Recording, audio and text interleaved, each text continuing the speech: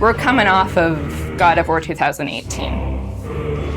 How do you top that? How do you deliver something that players will love maybe just as much as God of War 2018? The pressure was tremendous.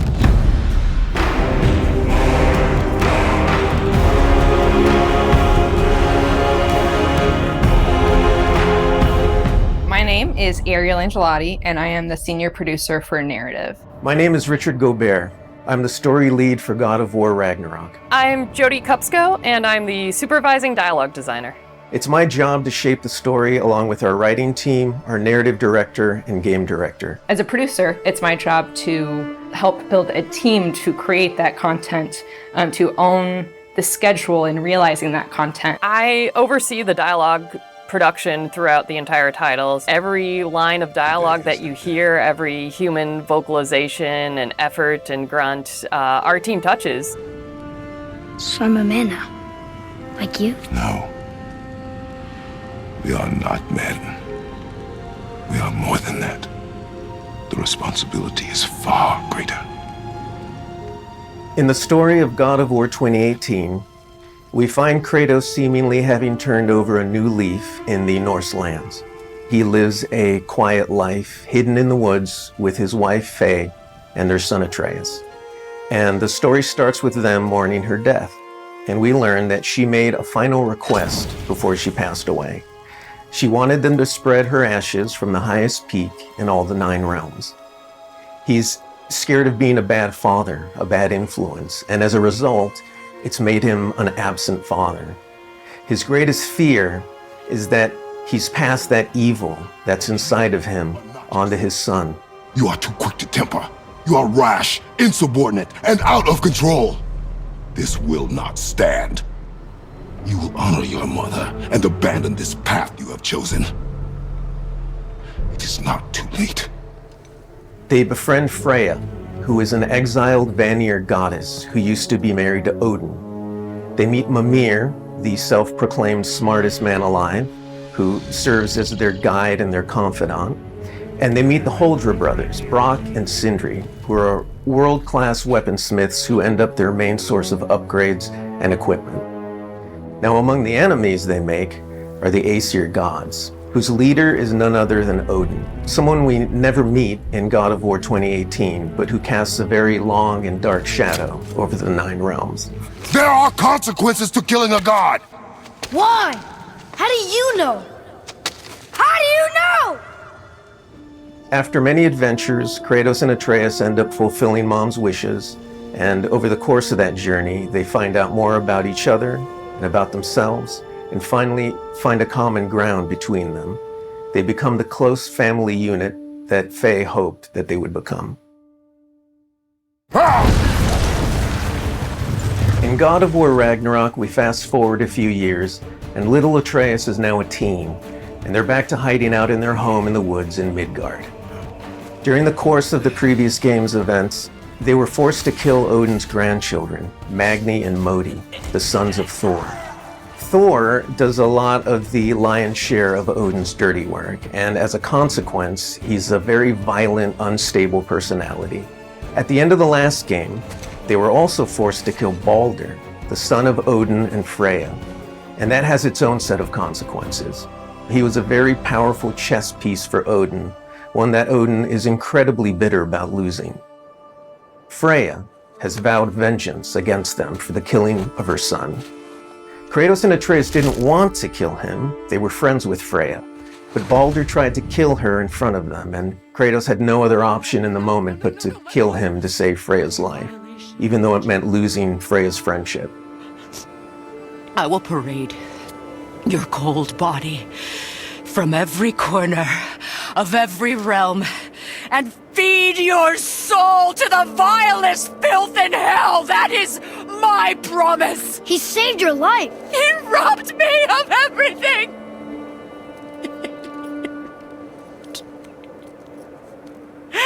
Everything. His death is also foretold to bring about Fimbulwinter, which is a brutal 3-year winter that is then followed by Ragnarok. It's an apocalyptic war between all the Norse gods, the giants, the dwarves, and the elves, and an army of the dead. They're all destined to fight in a battle that basically ends the world. Kratos is understandably worried about his son and what it means for him. You get to go on this journey with how Atreus grows into a young adult and how Kratos grows into his next era in his life, and really see kind of the parent that he's striving to be, but the person he's striving to be. I find that tale so incredibly relatable. We had started shooting plenty of content before the pandemic hit. In fact, the week before we all went work from home, we were doing a shoot. I remember being on and off that set, running back to the office and having to talk to studio leadership about what was going down and how this was going to impact us moving forward. And those were trying times. For us, it was a very unique challenge because we had to bring in actors and we had to record them. And so we had to look at different ways of adapting our typical motion capture process and dialogue recording process so we can continue production and continue at the quality that we wanted for our players and our fans. We had some actors stand in for other characters, actors who were already, who were like core to one of the scenes, might just be able to play a background character in another scene to be able to avoid a situation where too many people were on set on any given day. We avoided compromising the story that we were trying to tell as a result of the pandemic and these limitations that we had to deal with. There were no cinematics that we changed. We still have the same characters in them in the final game. We just had to get a bit creative with how we shot the content. Our actor for Atreus, Sonny, is a teenage boy, and his voice changed dramatically throughout the several years on this title. I don't want to fight anyone. I just want answers. We had to go in and even out that performance so it sounds like it took place over a short period of time. That was a unique challenge on this one. The prophecies say Fimbulwinter leads to Ragnarok.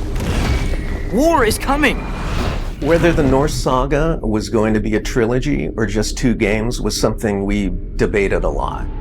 There were obviously pros and cons for either approach.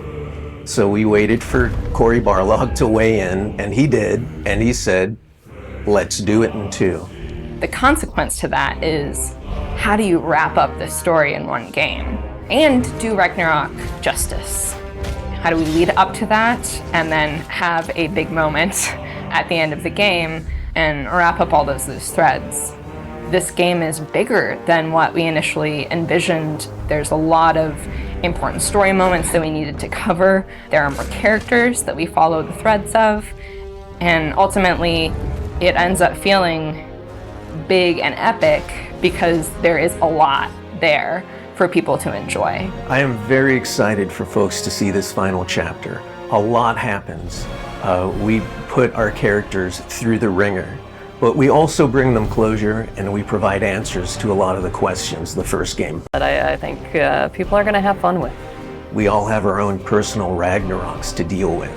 And this story is about how you process that, how you own it, and how you make it a part of yourself and grow from it. I mean, we set some stuff up at the end of last game. There's going to be some consequences this game. We're going to see how things play out between Freya and Kratos. We're going to see how the evolution of the family relationship continues. You got Brock and Sindri, the dwarves, who are kind of part of your makeshift family now. And there's going to be some other characters that we introduce that maybe going to disrupt the balance a little bit. I can't wait until players get their hands on the game or are able to experience how the story unfolds for themselves. We have, I think, an incredibly well-rounded game. Very satisfying combat, beautiful and rich environments to explore, outstanding character art, a lush and moving soundtrack and soundscape. It's the work of hundreds of very dedicated artists, and they all have their own stories to tell.